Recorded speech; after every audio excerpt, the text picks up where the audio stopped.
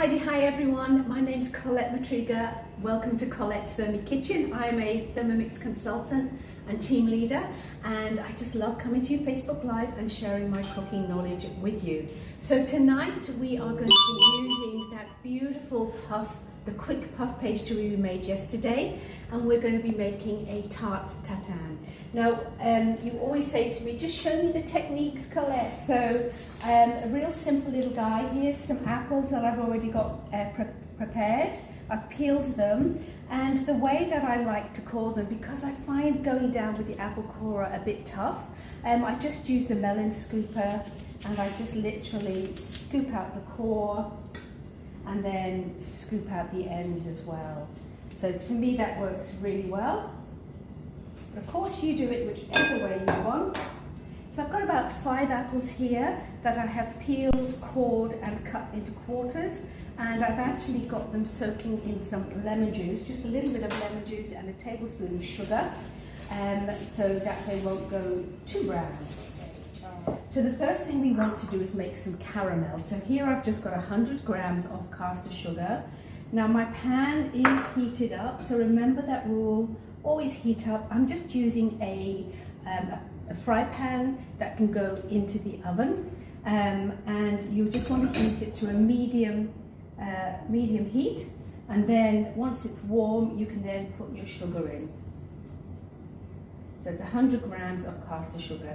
So what we're going to be doing is melting that to create our caramel. And of course, as you probably know, Tarte Tatin is apples actually immersed in the most beautiful caramel and then topped with puff pastry, but it's served upside down. So we actually end up flipping it, and it just looks gorgeous. So you can see the edges now are starting to melt, which is great. So at this stage, you can actually start to shake it about a little bit. Okay, melting down, melting down. So you can see we're actually getting that caramel starting to form. But with this, you can see the color's getting nice and brown, and I'm in control of what's happening, and I'm just dispersing that extra bit of sugar before I add the butter in. So I don't want it to go too dark, but that's looking pretty good to me. All right, so now what I'm going to do is I'm going to add in 75 grams of butter that I've cubed. So in that goes, and it's going to foam up a little bit, that's good.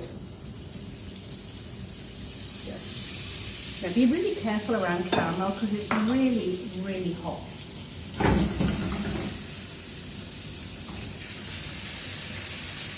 So get that nice foaminess. So if you feel it's getting too brown, just lift it off the heat for a few minutes. This is exactly what we want. It's looking really, really good. Okay. Excellent. So I'm going to turn this heat down quite low now, and then what I'm going to do is I'm going to add these apples into the caramel. So you want to be really, really careful because, you know, extra hot caramel could mean burnt fingers. Use tongs if you're not confident. So the heat is now low, so you can see it's just bubbling there nicely. So around we go. The heat's turned down low, so those 5 apples have gotten in there like that, and I'm going to continue to cook those down for 5-7 minutes or so. And the reason I like to do that is I like the apples to be quite nice and soft, and that caramel to be absolutely delicious. So you want to give it a little shake, because you want to make sure that that caramel is going to get in between those apples, and that's going to be great.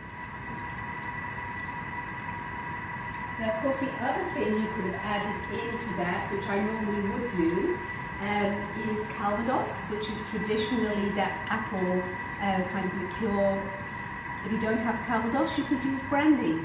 As Andrew said, I drank. You drank it all? I drank all the brandy. So tonight we're having no alcohol in my Tarte Tatin, which is unusual. So that's okay. Pastry.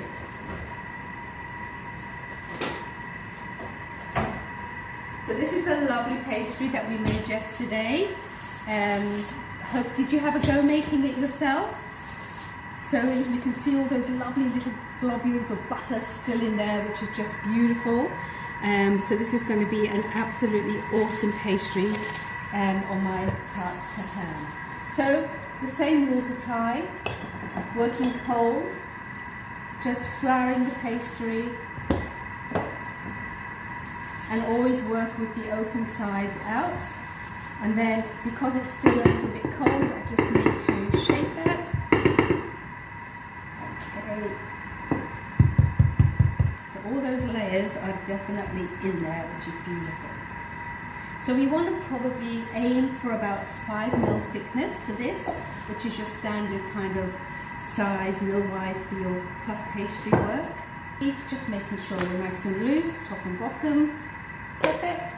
Now a little hack here.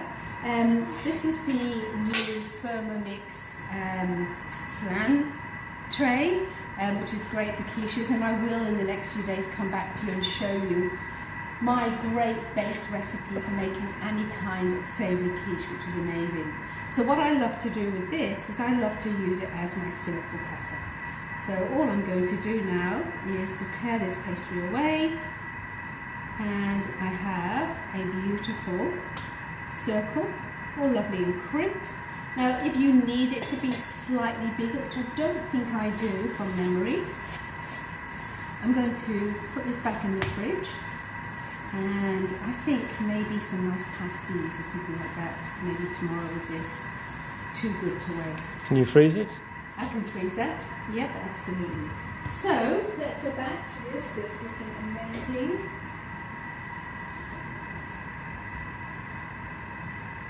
Now the important thing is, what we need to remember to do is to dock our pastry, because that's going to allow any of the steam to come out. So just with a fork, making sure you go all the way through, just docking it.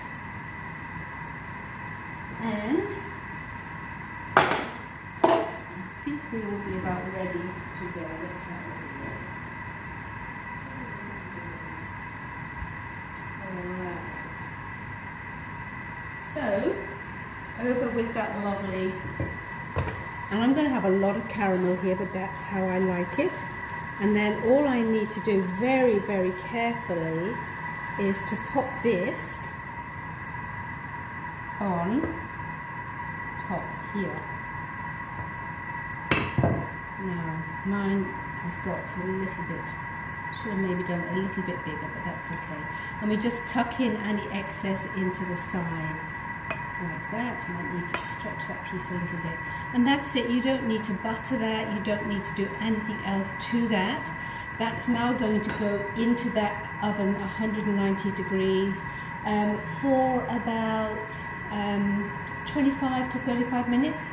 You'll know when it's done because the top will be puffed and golden in colour. So in fact I took it out about 5 minutes ago, and I'm ready to turn it out. Now one of the things I forgot when I was telling you about rolling it slightly bigger, you do kind of want to roll it bigger, and you tuck the edges of the pastry in. So that's all good. So what I'm doing, I'm just scraping down this side. Can you hear the flakiness of that beautiful pastry? Yum! So the handle's hot because it's come out of the oven. So all I'm going to do is to take a plate, and oh, this is always such a scary moment, Andrew. Drum roll. Da, da, da, da, da. And seriously, you just got to be confident with this. Okay, are we ready? Oh my God, Tarte Tatin! Woohoo! Oh my goodness.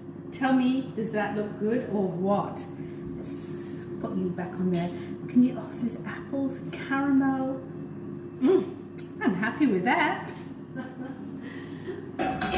So, of course, the chef gets to taste, even though I haven't had our dinner yet. So I'm just going to cut a slice of this classic French Tarte Tatin. That pastry is so flaky, all that lovely caramelization. This is pre-dinner. That's okay. We can have pre-dinner yumminess. Oh, can you see all that lovely caramelization? Just gorgeous. So with the glaze, basically, just a little hack here, with your plastic wrap, just take it and just sit it on top. That way you won't get a skin forming. And in fact, I knew Andrew came to have a few more sneaky pieces of this, am I right? Because you didn't put it back properly.